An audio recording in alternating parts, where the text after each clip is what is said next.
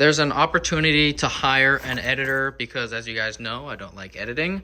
I'll talk about how I configured this new monitor style in a second, but I film all of the content, or most of the content, for Combat Night, which is a local fight promotion here in Florida, and they do a split iPhone content and then nice camera content. So I'm in charge of all of that. Anything that you see on there that does not look like an iPhone is most likely shot by me. The problem is I'm doing so many shoots over and over consistently, I don't have time to edit, but I do have time to shoot these events. So I put out a call before where I was asking people, if you're interested in becoming an editor for this MMA reel type of content, send me an email. I got about 10 submissions. Don't worry, I got all of your stuff. I didn't get to respond because I wasn't really seeing the portfolio reels that ensured confidence that you could do this. Now, I understand that's a horrible way to judge an editor because most editors are able to be very versatile. So I'm going to switch it up. And now what I'm going to do is I'm going to post a fight from one of these events up to Dropbox. It'll be public. Anybody can download it. And that way you get to see, do I like this type of workflow? Am I fast at it? And edit it, send it back to me through my email, which is in the description. And then I will forward that to the promotion and they will pick who they like to move forward with. And that way, anybody is able to take this footage and give a shot at it. Now, I still want to explain how you can get the most money out of this editing job and the kind of secrets or best practices that I've used to maximize efficiency. But before I do that, I ordered these two products. So this one is Cable Loom. Never used it before, but basically it's a flexible tube that goes around the cabling, and that purpose is to kind of just clean this up. It looks a little sloppy, and I would like it to be a little tighter. And the second effort for that is these small rig cable clamps. So I'm thinking, I use these sprigs right now, which are great, but I'm thinking a clamp would be a little bit tighter functionality. And this will be used tomorrow for a corporate interview, and I also will have another camera. So picking up my friend's A7S III, I need it for a gig coming up. A lot of people ask me, why don't I buy my own? She gives me such a good deal on her A7S III. It's just not worth it for me to get my own. Plus, I'm kind of waiting to see if there's an Fx6 or something. So for the meantime, I just like using the A7S III rented. I thought I left external filters for good. That was one of the main reasons I got the Fx6, is because it has internal ND, but we're gonna use the Freewell K2. Comes in this, and there's a couple different things. So I like this system that they're doing, which is you get like two filters in one. So this is a 6 to 9 variable ND if you spin it, or if you flip it, you see a bunch of my fingerprints and dust, but it's also an ND32 / CPL. So this is a fixed ND on this side. That'll be very helpful for outside situations. And then this is the way you mount it. By the way, Freewell sent me all this. It's their K2 system. I think it's valued at like 600 bucks. So I appreciate that, Freewell. We'll see how well it works. This is the magnetic lens cap. Interesting. And then this is the filter that I'll probably use most. It's a 1 to 5 stop variable ND, or you flip it and you get a CPL. And as you've heard me complain before, the Fx6 cannot use a CPL with internal ND. So that's why these may be extremely valuable for that purpose, or in this case, when I have a second camera that doesn't have internal filtration. I hate screwing filters on. I hate it. But with this, I think you just push these two clamps in, and I think it just goes on. Yes. And then you just kind of tighten these little knobs, and now you get your variable ND with, wait, where is it? With that, you have to turn it to the variable ND side. Who would have thought?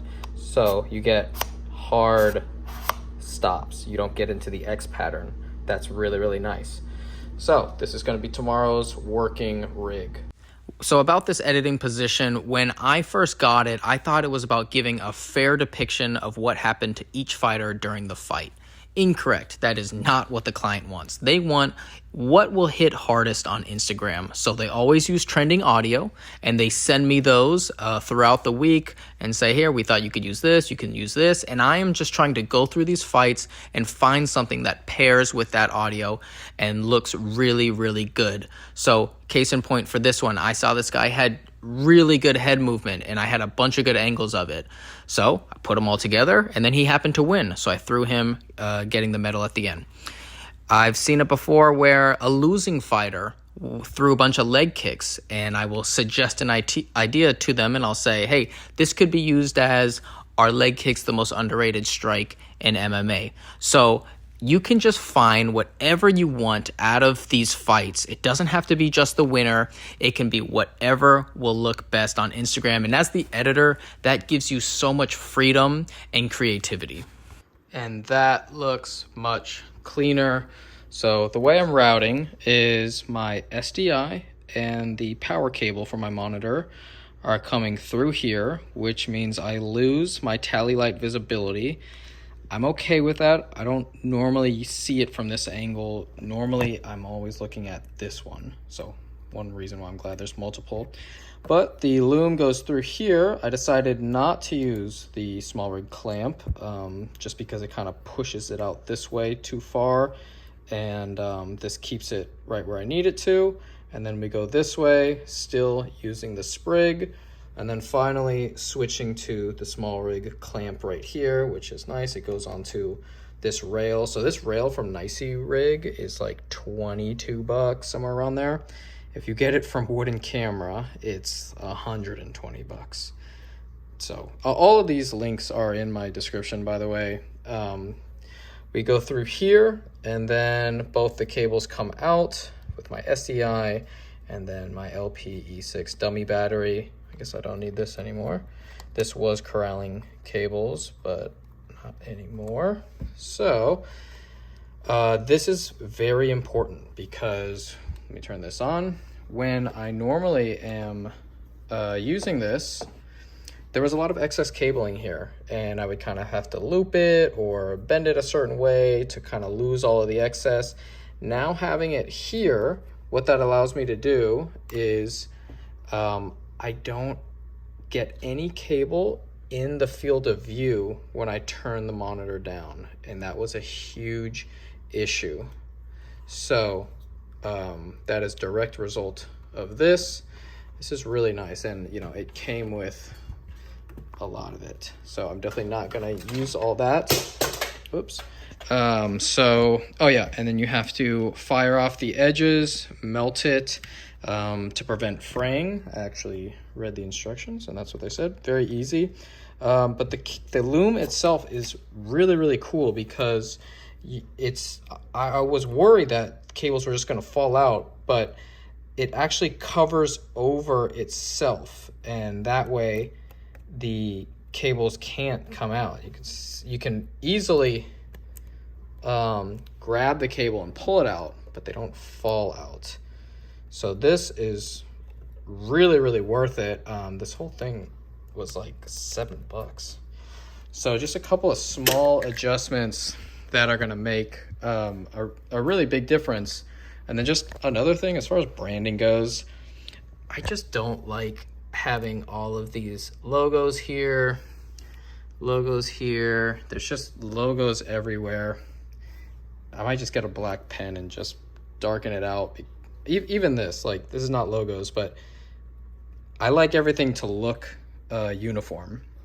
So I would much rather cover the logos, either find black bolts or cover these in black. And that's, you know, it's the same effort as me visually trying to contain this and also physically keep it a lot nicer. So this is going to be perfect. This is, you know, typically what I use for almost any production. And then when I need a shoulder setup, I will throw my small rig thing on there. I reached out to Shape and I told them, hey, I already love your side arm.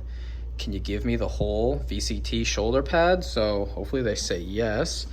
because I would love to be able to just snap things in and out for dock work. But normally, not using a VCT, just too bulky.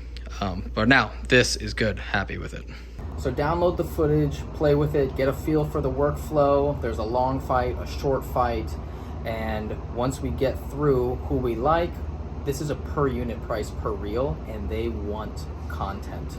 So I've had it where there was one fight and I got a reel from the winner. I made a reel out of someone getting kicked in the nuts, and then I got a reel out of something else. Maybe a fan was going crazy. They want content. So if you are looking for an editing job remote, all you need is a Dropbox ability and the desire to create a lot of work, because they will take it if it's up to their standards. So that's it.